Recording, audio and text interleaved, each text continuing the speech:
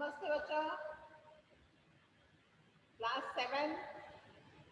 आज हम लोग ज्ञान सागर पाठ 11 की पुनरावृत्ति करेंगे। आप लोग बुक निकाल लीजिए अपना, और फिर मैं बताती हूँ कि उसमें करना क्या है।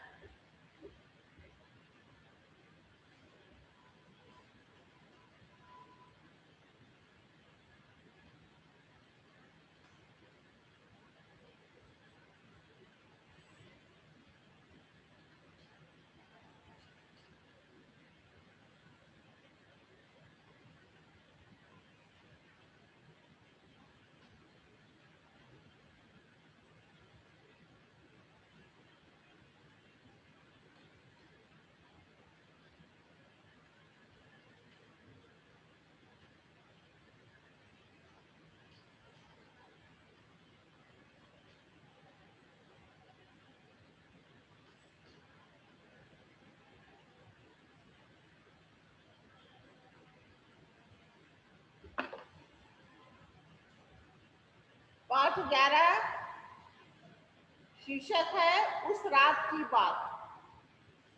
आप सब लोग इसको निकाल लीजिए, अपने सामने रखिए, और जब आपसे पूछा जाएगा आप मुझे बताएंगे। इतने दिनों से बेटा तुम लोग ऑनलाइन क्लास करते आ रहे हो, ऐसा तो नहीं है कि कोई नए हो, ऐसा नहीं ना है। सब तो बहुत पुराने हो गए, क्योंकि लगभग अप्रैल से सब लोग ज्वाइन कर ही चुके हो गए। तो ये क्यों नहीं समझ पा रहे हो कि जब ऑनलाइन क्लास होता है तो अपने घर की शांति बनाए रखनी है। क्यों नहीं ये बात समझते हो? बोलो। और तुम्हारे पेरेंट्स भी क्यों नहीं इस बात को समझते हैं कि तुम्हें कम से कम शांति से पढ़ने दें। अनम्यूट अगर हम लोग कर देते हैं, अभी तुम अनम्यूट ही थे तो इतनी आवाज आ रही थी घर से, किसी के घर से बच्चे के रोने की, किसी की मम्मी की आवाज, कुछ और। क्या ये तुम अभी तक समझ नहीं पाए हो कि क्लास करते समय कैसे रखा जाता है? तुम लोग तो कम से कम समझो और खुद को विचार रखो, तुम्हें आवाज सुनाई ना पड़े। अगर तुम यूं क्लास अटेंड करते हो कि चलो करना है और क्लास ज्वाइन करके बस बैठे रहना है, तो बात अलग है। अगर तुम पढ़ने की उद्देश्य से करते हो तो तब तो तुम्हें सीरियसली पढ़ना चाहिए। इसके लिए तो हमें शांति चाहिए। क्लास भी जब तुम ज्वाइन करते थे, यानी कि ऑफलाइन क्लास जब होता था, और होगा ही, है ना, तो ऐसा तो नहीं होता था कि तुम चीखते चिल्लाते रहते थे और तुम्हारा क्लास लिया जाता था, टीचर तुम्हारी क्लास लेते थे। ऐसा तो नहीं होता था। तुम सब लोग बिल्कुल शांत होते थे, पढ़ने की मुद्रा में बैठे होते थे, तो तुम्हारी पढ़ाई होती थी। तो इसी प्रकार तुम अपने घर को भी समझो। तुम्हारा घर है तो तुम अपने घर से बैठ के पढ़ाई कर रहे हो, लेकिन जब तुम पढ़ाई कर रहे हो तो तुम क्लास में बैठे हो, ऐसा मानकर चलो तुम लोग। और तुम्हारे पेरेंट्स भी यही मानकर चले तुम्हारा क्लास हो रहा है और स्कूल में क्लास हो रहा है। छोटे भाई बहनों को आप बिल्कुल शांत रखें। आप ऐसी जगह हट कर बैठें जहां पर सिर्फ आप ही अपनी पढ़ाई कर सकें। ऐसा क्यों नहीं करते हैं बताइए?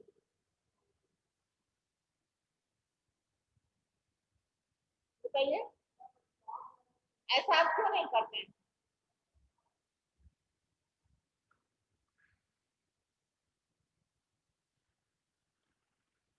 आप अगर शोर मचाते रहेंगे आपका वक्त बर्बाद होगा और टीचर का। इसके लिए आपको भी समझना है और आपके भाई बहनों को, पेरेंट्स सबको समझना है। क्यों नहीं समझते हैं? मुझे ये बहुत ताज्जुब लगता है। जब तुम लोग घर में बैठकर क्लास कर रहे हो तो तुम्हें अपने घर से क्यों नहीं ये कॉपरेशन मिलता है? तुम थोड़ा शांति से पढ़ाई कर सको। क्यों तुम्हारे घर में शोर गुल होता रहता है? क्यों? और किसी एक दो के कारण पूरी क्लास जितने भी सेक्शन जुड़े रहते हैं सब लोग डिस्टर्ब हो जाते हो और अंत में टीचर्स को म्यूट कर देना पड़ता है। म्यूट करने में सिर्फ तुम मेरी आवाज सुनोगे और तुम कुछ बोल नहीं सकोगे, जबकि कभी मेरी इच्छा नहीं होती तुम्हें म्यूट किया जाए, क्योंकि तो मेरी इच्छा ये रहती है कि मैं तुमसे बोलूँ और तुम्हें मुंह से बोलो, बात कर सको, कुछ पूछना हो तो पूछ सको, जैसे क्लास में तुम बैठे रहते हो वैसे ही तुम रहो। लेकिन तुम्हारे घर की आवाज के कारण मुझे सबको म्यूट कर देना पड़ता है। इतना नहीं समझ में आता है।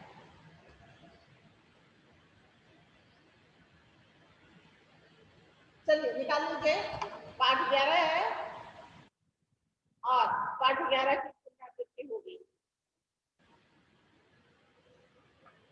ठीक है, जो पूछा जाएगा अब मैं आपको अनम्यूट कर रही हूँ और अनम्यूट के दौरान अगर कोई भी आवाज किया, किसी के भी घर से आवाज आई तो सोच लो कि ना तुम सिर्फ क्लास से निकाले जाओगे बल्कि आइंदा भी तुम कभी एडमिट नहीं हो सकोगे मेरे क्लास में। समझ गए?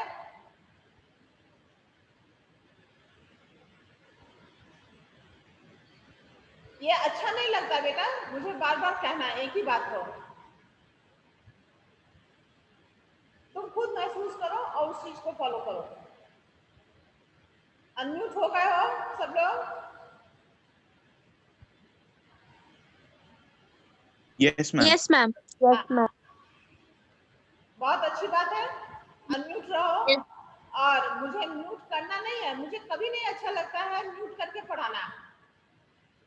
मेरी ये इच्छा कभी नहीं रहती है केवल मैं बोलती जाऊं और तुम सुनते जाओ मुंह बंद कर। तुम जब तक कुछ बोलोगे नहीं तब तक मेरी समझ में नहीं आएगा कि तुम क्या कहना चाह रहे हो। तो तुम तो तभी बोलोगे ना बेटा जब तुम अनम्यूट रहोगे। तुम सबको अगर म्यूट कर दिया जाए तो तुम बोलोगे कैसे? जब तुम बोलोगे नहीं तो मुझे समझ में नहीं आएगा और फिर इस पढ़ाई का कोई मतलब नहीं रह जाएगा।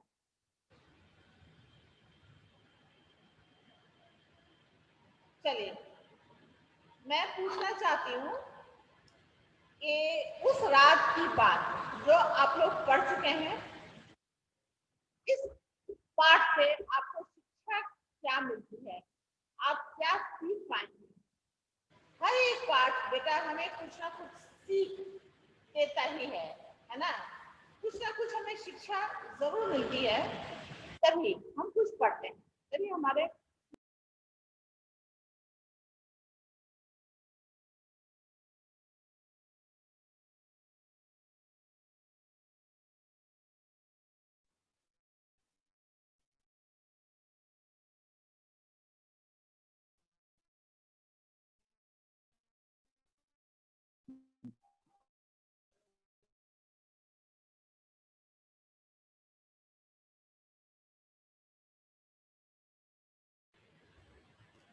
आज थोड़ा मैम हो रहा है तो कोई बात नहीं है, अगर बीच में डिस्कनेक्ट हो जाए तो आप वेट कीजिए, ये मत सोचिए कि पढ़ाई अब आपकी नहीं होगी।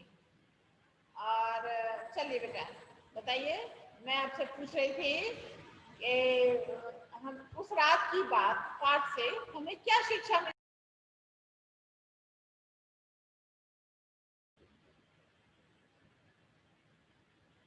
बताइए बेटा। प्रांशु रंजन, क्या कोई जवाब देना चाहते हो? Yes ma'am. बोलिए बेटा।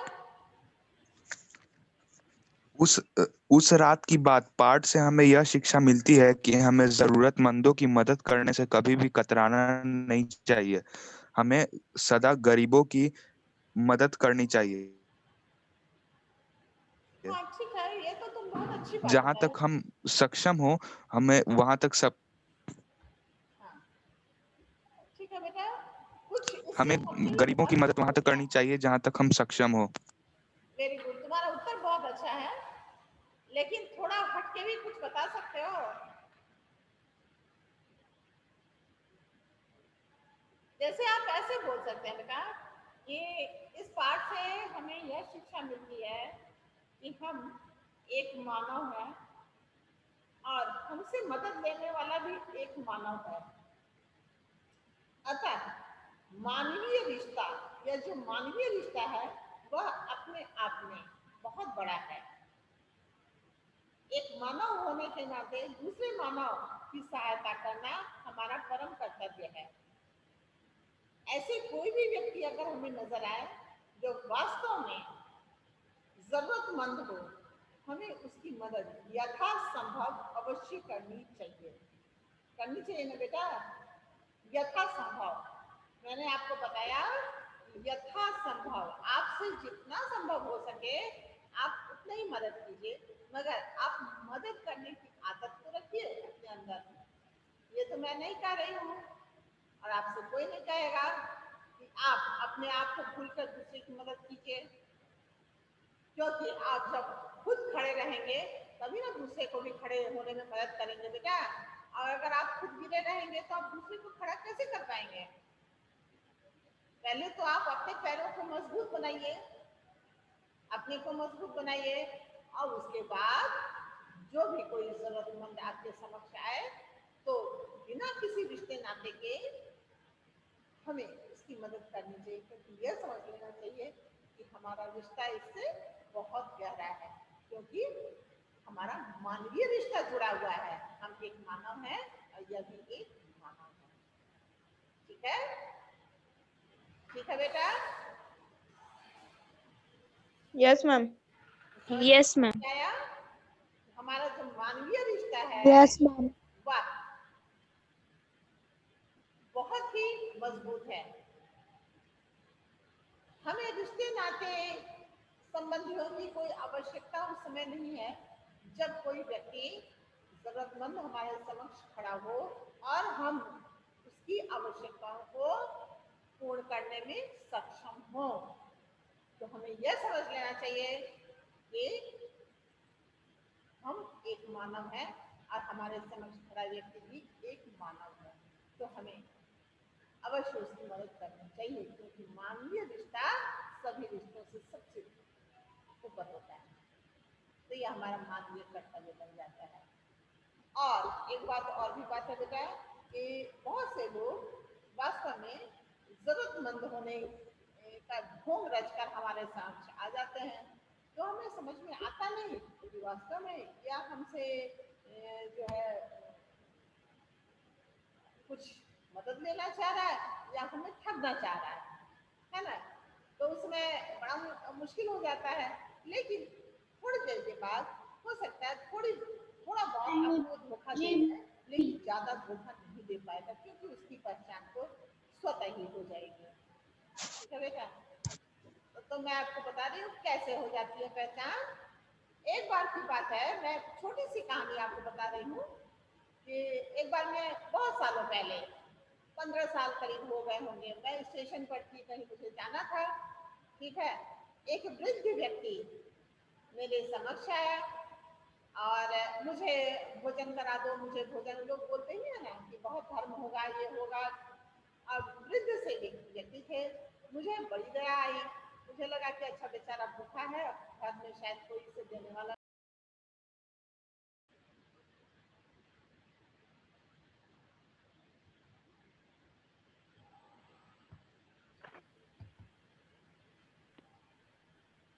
ठीक है बेटा, क्या लगा कि या कोई जरूरतमंद और वृद्ध तो है ही, बेचारा भूखा है और भोजन करना चाह रहे हैं। मैंने पूछा कि अच्छा तो आप कितने पैसे में दे दूं कि आप कुछ खा पी लेंगे? बोले कि 10 रुपए मुझे दे दो, आपको बहुत धर्म होगा। ऐसे तो वे लोग दुआएं देने लगते हैं। तो मैंने उसे निकाल कर 10 रुपए दिए। ठीक है, बेचारा भोजन कर लेगा, 10 रुपए मांग रहा था, कौन सी बड़ी बात है। कुछ ही देर के बाद 10-15 मिनट मुश्किल से गुजरे होंगे, वही व्यक्ति फिर मेरे समक्ष आकर खड़ा हो गया। घूमता घामता आया, वो तो भूल गया था कितने लोगों से मांगा होगा, यही डायलॉग मारते हुए मेरे पास आके खड़ा हो गया कि मुझे भोजन करवा दो, बहुत भूख लगी है, 10 रुपए दे दो। कितने चाहिए? तो 10 रुपए। बाबा आप तो मुझसे ले गए हैं ना कुछ देर पहले, यही बात बोलकर फिर आए हैं मेरे पास। जो 10 रुपए आपको मिले थे मैंने दिए थे, क्या इसका आप कुछ नहीं खाए? फिर से आप मांगने चले आए तुरंत। वे मेरे पास से तुरंत हट गए, तत्काल ही चले गए। तो ये मुझे लगा कि ये लोग तो ऐसे बोल करके भीख मांगते ही हैं।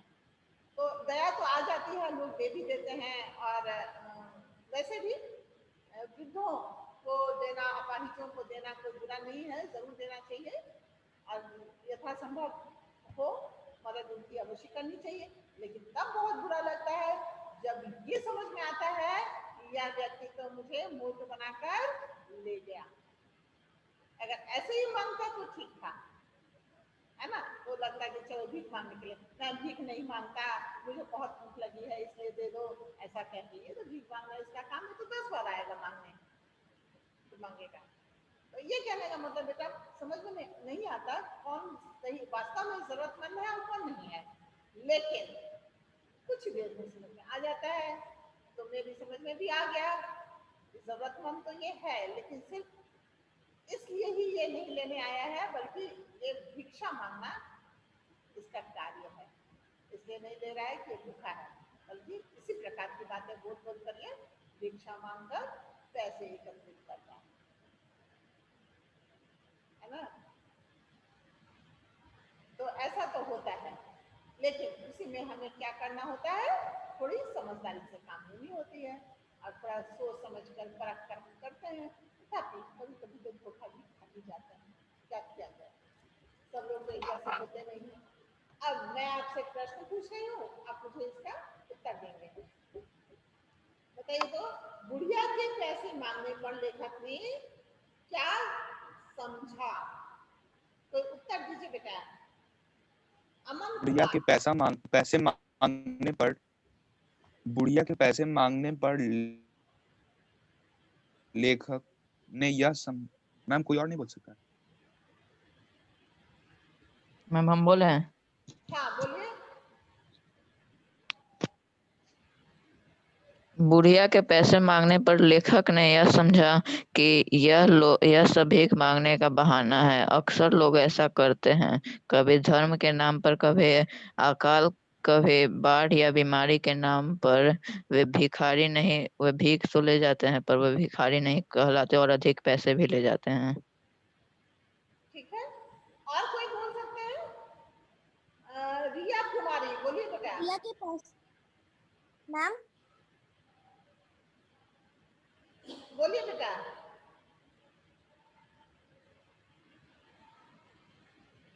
रिया कुमारी बोल सकते हैं? मैम हम बोले बुढ़िया के पैसे मांगने पर लेखक ने उसे भिखारिन समझ लिया। पर जब वह बुढ़िया कागज का टुकड़ा दिखाने लगी जिसमें कुछ दवाइयों के नाम लिखे हुए थे, तो लेखक को लगा कि ये बुढ़िया ज्यादा पैसे ऐंठने की कोशिश कर रही है। बिल्कुल सही है, आपका उत्तर भी सही है, और जो इनसे पहले, इससे आपसे पहले बोले थे उसका उत्तर भी सही है। बहुत अच्छा है। लेकिन मेरा ये कहने का मतलब है कि आप जब उत्तर देते हैं बेटा, तो आप अपने शब्दों में भी दे सकते हैं। आप मैटर तो समझ ही गए होते हैं, किताब की कहानी तो आप समझ जाते हैं। आप उसको अगर अपने शब्दों में, अपने वाक्य में आप देंगे तो भी आपका बिल्कुल सही होगा। ऐसा नहीं रहेगा कि किताब से आपने उसको लेकर छाप दिया। तो आप ऐसे भी लिख सकते हैं, जैसे कि बुढ़िया के पैसे मांगने पर लेखक ने समझा कि यह जरूरतमंद नहीं है, बल्कि भीख मांगने का कोई बहाना ढूंढ कर मेरे पास आई है। अतः इसे पैसे देकर मैं क्यों अपना धन बर्बाद करूं? इसलिए उसने उसे भीख मंगी समझकर पैसे देने से इनकार कर दिया। आप इन शब्दों में भी लिख सकते हैं, या वैसे तो आपको बताए हैं किताबी भाषा में, वो भी बिल्कुल ठीक है। रात में लेखक को डर क्यों लगने लगा, ये आप मुझे बताइए। मैम ये मीनल बताइए बेटा। हम भी इसका उत्तर बोल सकते हैं आसान जगह पे लगा कि उनकी में था, मोटरसाइकिल जब से जानवर की बेटा एक साथ नहीं, आवाज आ नाम बोलती हूँ, बोलिए एक एक करके। मैं मीनल से पूछ रही थी, मीनल आप बता सकती हैं तो बताइए। रात में लेखक शुभ नारायण को डर इसलिए लगने लगा क्योंकि आसपास के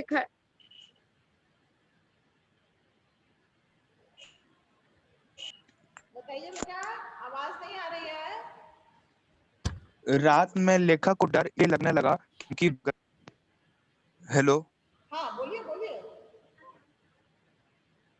बोलिए बेटा। राहिल एक मैं सुन बियाबान रही हूँ, जंगल में बंद आप हो गई थी। बताइए। जंगली जानवरों की आवाजें आ रही थी और लुटेरों का डर था। हाँ हाँ, लुटेरों का डर भी सता रहा था और उस काली अंधेरी रात में जंगल के विभिन्न जानवर भी शोर मचा रहे थे, जिसके कारण लेखक अत्यंत डर गया था। ठीक है, एक तो वो अकेला पड़ गया था, ऊपर से रात गहरी हो चुकी थी और वह एक बियाबान स्थान पर खड़ा था। बियाबान मतलब सुनसान, जंगल के एक बियाबान स्थान पर खड़ा था और जंगली जानवरों की आवाज भी आ रही थी। इसके कारण वह अत्यंत डर गया था या भयभीत हो गया था। लेखक को अपने उस दिन के व्यवहार पर क्यों शर्मिंदा होना पड़ा? वैष्णवी बोल सकती हैं आप? लेखक को अपने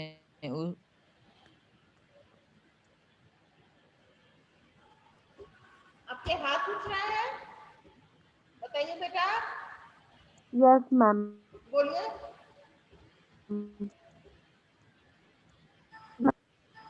लेखक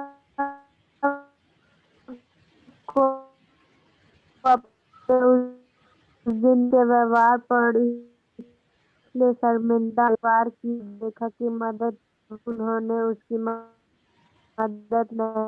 हाँ मैम आ गई है। Ma'am you are muted. हाँ बेटा बोलिए। बहुत अच्छा, बताइए बेटा। मैम कौन सा प्रश्न? वो मैंने पूछा था ना, लेखक को अपने उस दिन के व्यवहार पर शर्मिंदा क्यों होना पड़ा?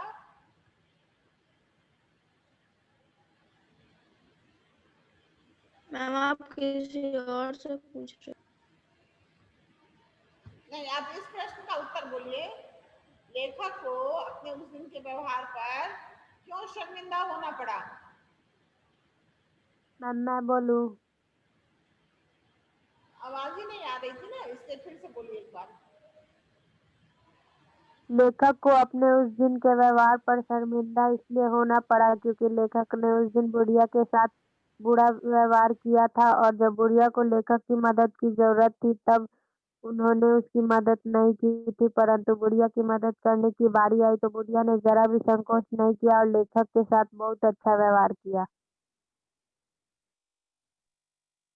Ma'am you are muted.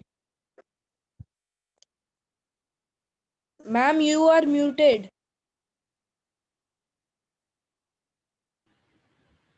हाँ अंकित आनंद, आप बोलिए।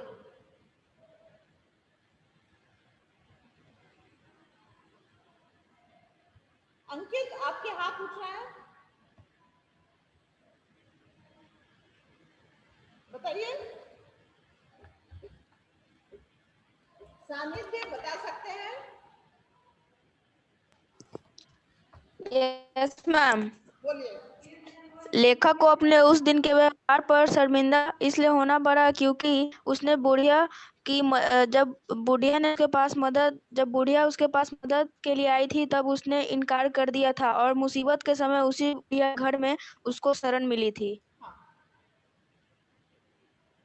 इस बात के इसके कारण वह बहुत अत्यंत शर्मिंदा हुआ। लेखक को अपने उस दिन के व्यवहार पर इसलिए शर्मिंदा होना पड़ा क्योंकि जब बुढ़िया बहुत जरूरतमंद थी और उसके दरवाजे पर मदद की आस लेकर आई थी, तब उसने रुपए देने से साफ इनकार कर दिया और यह सोचा कि यह तो भीख मांगने का एक बहाना है। परंतु वही व्यक्ति, वही लेखक जब बुढ़िया के दरवाजे पहुंचा तो उसने ना सिर्फ उसे अपने घर में बना दी या शरण दी, बल्कि उसका आतिथ्य सत्कार भी किया और दूसरे दिन अपने पुत्र को बुलाकर अपने पुत्र को भेजकर मिस्त्री बुलवाई और उसका मोटरसाइकिल भी ठीक करवा दिया। बुढ़िया के इस व्यवहार ने लेखक की आंखें खोल दी और वह अपने आप पर आत्मग्लानि महसूस करने लगा, इसलिए शर्मिंदा हुआ। ठीक है। बुढ़िया के घर से लौटते समय लेखक ने क्या प्रण किया? बुढ़िया के घर से लौटते समय लेखक ने प्रण लिया कि मैं हम सदा ही अपने जीवन भर अमल रहूंगा। जरूरतमंदों की मदद करूंगा। ऐसे बेटा, अब बुरा मत लीजिएगा। बुढ़िया के घर से लौटते समय घर से लेखक ने प्रण किया कि आज के बाद वह मानवता को सबसे ऊंचा स्थान देगा और अपनी योग्यता अनुसार हर गरीबों की मदद करेगा। अपनी क्षमता अनुसार, योग्यता नहीं, यहाँ हम क्षमता बोलेंगे। योग्यता होता है मैम बुढ़िया के हाँ, यहाँ हम क्षमता बोलेंगे। तो आप इसको ऐसे बोलेंगे, बुढ़िया के घर से लौटते समय लेखक ने यह प्रण लिया कि जिस मानवता का पाठ बुढ़िया ने उसे पढ़ाया है उस पर वह जीवन पर्यंत या जीवन भर अमल करेगा और अपनी क्षमता अनुसार जरूरतमंदों की मदद अवश्य करेगा। 2 बात। ठीक है। बुढ़िया के चरित्र की कोई 3 विशेषताएं। बेटा आप विशेषताएं ऐसे नहीं लिखेंगे कि ईमानदार, अच्छी, मददगार, ऐसा नहीं लिखेंगे। आप वाक्य में मुझे बताएंगे। वाक्य एक ही रखिए मगर तीनों विशेषताएं एक ही वाक्य के अंतर्गत आप तैयार कीजिए। बताइए आशुतोष, बताइए बेटा।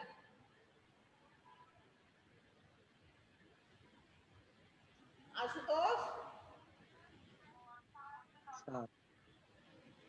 बताइए, उत्तर दीजिए जल्दी, टाइम बीत रहा है। तीसरा भी चल रहा है।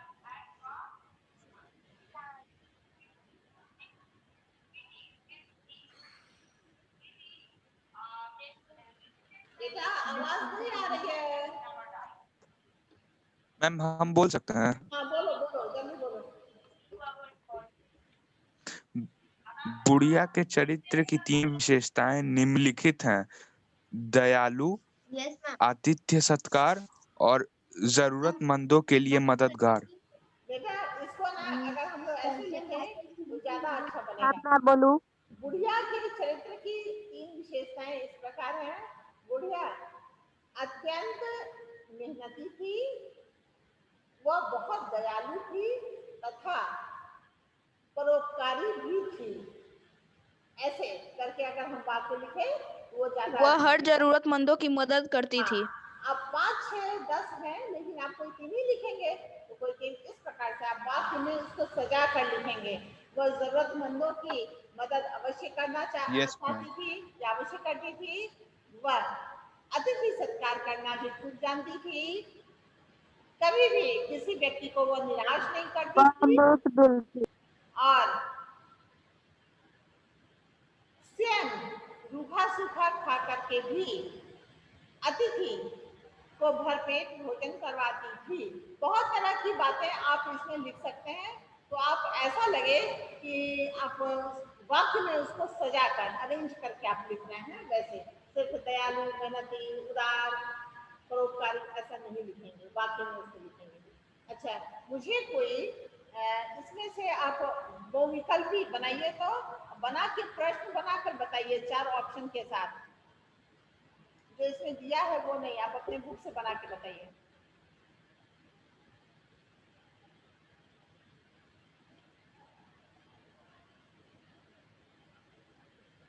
फटाफट बनाइए, बताइए बेटा। लेखक कौन से वाहन से सैर कर रहे थे जब उनका वाहन बीच रास्ते में रात को खराब हो गया? नहीं, इतने बड़े बड़े हम प्रश्न थोड़ी बनाएंगे, छोटे छोटे। अब जैसे आप बनाए ऐसे बना सकते हैं। चलते समय मैम हम बोले के हाथों में कुछ रुपए देने की कोशिश किसने की? ऐसे चलते समय बुढ़िया के हाथों में कुछ रुपए देने की कोशिश किसने की? दुकानदार ने, पड़ोसी ने, लेखक ने, बुढ़िया के बेटे ने, ऐसे करके। अब 4 ऑप्शन के साथ, तो क्या इसका उत्तर क्या बनेगा? लेखक ने। यही ना होगा उत्तर? ये उत्तर होगा ना बेटा?